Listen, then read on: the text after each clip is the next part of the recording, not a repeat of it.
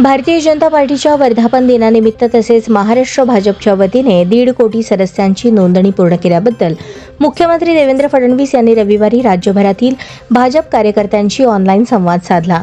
मुख्यमंत्री देवेंद्र फडणवीस यांचे थेट प्रक्षेपणाद्वारे मार्गदर्शन ऐकण्यासाठी आमदार देवेंद्र कोठे यांच्या संपर्क कार्यालयात भाजपच्या विविध पदाधिकारी आणि कार्यकर्त्यांनी गर्दी केली होती। यावेळी मुख्यमंत्री देवेंद्र फडणवीस यांच्या समवेत प्रदेशाध्यक्ष चंद्रशेखर बावनकुळे, प्रदेश कार्याध्यक्ष रवींद्र चव्हाण यांनी भाजप पदाधिकारी आणि कार्यकर्त्यांना संबोधित केले। याप्रसंगी भाजपचे ज्येष्ठ नेते माजी शहराध्यक्ष रामचंद्र जन्नू यांचा वाढदिवस सत्कार करण्यात आला।